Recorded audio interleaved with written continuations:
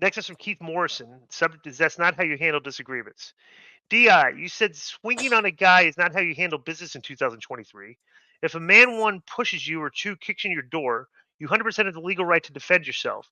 That's indisputable. So for you to sit there and act like a clutching your pearls about a guy defending himself is ridiculous. Don't you allegedly work for security for a? What happens when a guy touches a girl? You grab him and physically talk, or do you let the real men do the dirty? This is not how we handle stuff. Business you're afraid to do. Okay, first of all, this guy's getting a 2-month ban. All right, red No card. yellow card. No, Wow. red card. Okay, Wow. this imbecile. Okay, this imbecile. All right, is trying to tell me that what happens when you grab him and physically toss. It's not how you do it, buddy. Okay, I literally went through like 18 You can get hours sued, of training. right? Of course you you walk can. you walk them out. Absurd. But yes, you walked him. This this idiot, right, has no concept how security works or how workplace works because he probably doesn't have a job. Keith Morrison, you probably I'd love to know what you do for a living because I don't think you work in a workplace because in workplaces you can't start fights with people. That's just not how workplaces are supposed to work. All right? You sit down with a manager and a human resources person, you go into an office and you air out your grievance. That's how businesses work. You don't. Let me ask you a question. Swing on a guy. So you know, this is like the Wild West. Go ahead. Because you're not going to sit down with human resources. What happens if a guy's getting out of hand inside the club? When a guy gets out of hand inside the club, well, it depends on how on the level of like if he's a threat, throws a drink at a girl. Then we basically we come over.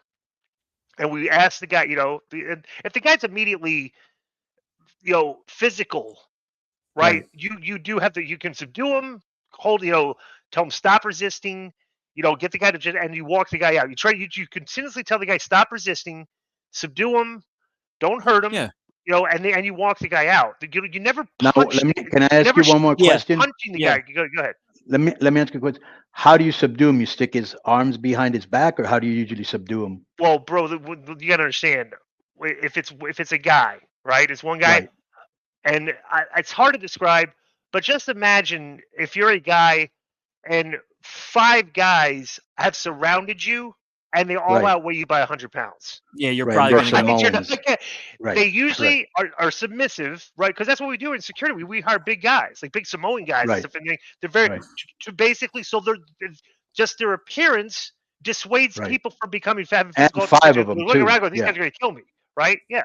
So that and that's now how let we me do ask you it. one more question. Let me ask you one more question.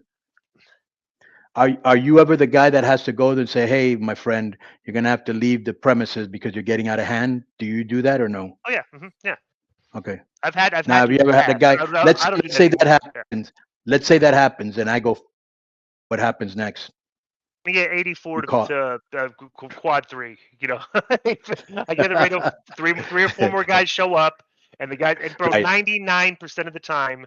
The guys comply with all the requests. 99.9. It's just very rarely do we have physical altercations because we have a system in place that to de-escalate the situation. Right, exactly. Do your guys carry anything like a little, blackjack or a mace or no because zip ties? You got to walk through a metal detector to get into our club. Yeah, but when you got 5 guys that are tough, you don't need. Yeah, we do have zip ties. Because you could punch one guy, you could punch one guy, Joe, and maybe even a second guy, but the other 3 are going to eat you up. Yeah. You like that, Conan? What Di said, they do have zip ties. So if you're that out of hand, you get zip tied up until the cops get there. And hold the person until the police come. We call that's a situation where you call the cops, and you can zip tie the guy and subdue him if he's been assaulting customers and stuff. And you can do that. You're allowed to do that. But that happens rarely, or no? Oh, never. I mean, it hasn't happened since we've had zip ties for like 6-7 years, and we've never had to use them. So. Wow. Yeah. Next one's from Ben. Subject is Tony Khan. I don't feel comfortable using the term Booker used to describe what Tony Khan does. Instead, I feel the term matchmaker is more accurate. How do you feel about that? He's definitely much more matchmaker because, like, you'll see them. I'll be watching a commercial. Or I'll be watching I'll be watching the baseball game on TBS. Like there's baseball games on TBS still. Like they'll have Braves games or Reds games and stuff. I'll be watching a game and I'll just see a random match. It'll be like Swerve Strickland versus whoever, and they're advertising it. And I'm like, I don't. Why are they fighting? You know what I'm saying? It's like, bro, they love to advertise the matches beforehand, as opposed to like some shows just advertise a couple matches. Then the storylines organically develop other matches on the show because the show's all about storylines. But their show's all about matchmaking, having the card, exactly who's going to wrestle. Right, great matches. There's more great matches to them. It's more important a great match than the, a really good angle. Yeah. Right. Yeah. So that is true. I would consider the matchmaker is a better term for the way Tony books his show. All right. Well, to me, it should be the other way around. But go ahead. Exactly. Well, most of us would agree with that. Next up, some Brad's Wacky and somebody's injured wrestler protocols. Hello, guys. Have you been involved in a match where you accidentally injured an opponent? What was the protocol? Thanks. This is our boy from Grip Baseball Company. Thanks for that. Yep. And the shirts too. I love those very comfortable shirts. Yep. They have too. I love those shirts. That shirt, the shirt I have is kind of a Braves color shirt that I can wear with my Braves, my old school Braves hat. That's one of my favorite outfits. Where I go watch the Braves games. No, I've never been in a match where there's been a serious injury. Never had it happen, and it doesn't. I wouldn't expect it to, especially with me. I'm not. It's like, I'm not doing. Cody, did I ever have a move that you thought okay, I'm not taking that? No, of course not. Right? No, you look safe. Right. Has it ever happened to you, Conan, where you've had in the match somebody got hurt? Yeah, a couple of times. One time with Luger where I was in the corner and I was punching him, and then I was supposed to like jump back at a certain time, and I don't know what happened, but he was grabbing my legs and he ended up ripping his bicep. And bro, really? he was everybody backstage, and I had to actually tell him, bro, not because I didn't do it on purpose. I would never hurt anybody on purpose. It's an accident. How could you tear somebody's bicep on purpose? That doesn't even like. Bro, you know him, bro. You know how you know how he used to be. Okay, right. I don't gotta go much into detail. And one time, in Mexico, I actually gave a guy a power bomb, and the guy put his hand behind his back to break the fall with his arm, and he ended up breaking it. Of course, yeah, that's a foolish. Yeah, you gotta take a flat back bump on that. I might be getting a story. I wasn't, and I'll ask you the same question. Is there anything that I ever asked you to take that you thought, wow, that's unsafe? Yes, all your moves. Thank you. Real quick, let me ask Conan. I might be getting a story. Hang on, let me just real quick. This was okay. You would do the Okay, so this was your offense, if I remember. You would do the thing where you would grab my hand and spin around and like go behind me, and like you would do you had like that thing. The lucha stuff, right? The rolling clothesline we would do every match. Okay, you would do the one where now how would I? There was a bump you would give me, and then you would hit the ropes while I was in a sitting position and drop kick me. What move would you give me before I would? I'm going to tell you, I would snap mare you. I'd jump over your head. I'd hit the ropes, and then I'd give you a basement drop kick.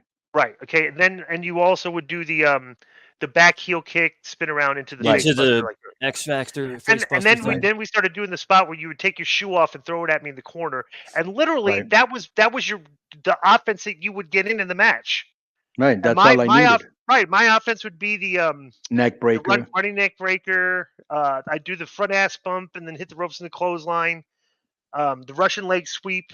Would you be willing to show everybody the infamous, which was my favorite, and I asked for it many a times, the gorilla walk? Or do the gorilla walk? Yeah, that was great. Yeah, that was it. But yeah, it was very simple because all the rest of our matches was all interacting with the crowd in between the moves. Right, bro. And we still got pops. We still got huge pops. Yeah.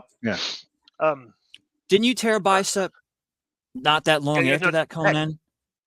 No, Conan tore a pec. Tricep. Didn't someone throw Ray? He must have torn a pec. Did you tear a pec, Disco? Yeah, I've had torn pec this like 15 years. It's 20 years. I never got it fixed. I got a pec minor tear on my left side. Yeah, I tore my bicep in Mexico, and I tore my tricep when Van Hammer threw Juventud ridiculously. The guy lost control, and I think he kneed me in the tricep or something, and it ripped right there. I mean, like my arm literally was just flopped. I couldn't even pick it up. I got the Luger story confused because I thought it was Lex that threw Ray at you or something, but I wasn't right, obviously. No, it was. What's this guy's name? Van Hammer. Yeah. Yeah. Isn't that funny? Like, this is how stupid wrestling fans are today. There's a clip of me showing the botch with Van Hammer, and everybody, their mother thinks that if there's a botch with Van, that it's my fault. And we're talking about Van Hammer. So, Right. I mean, come on. Like anybody in the business knows the answer to what we're wrong Right. here, right? Disco, you've Very- done 1,800 successful swinging neck breakers, and there's one what that it isn't, says? but it's got to be Yeah. your fault. But you he know? wasn't. Right. He wasn't actually a bad guy, but he wasn't skilled. He wasn't trained properly, and he was clumsy. Yeah, the worst combination.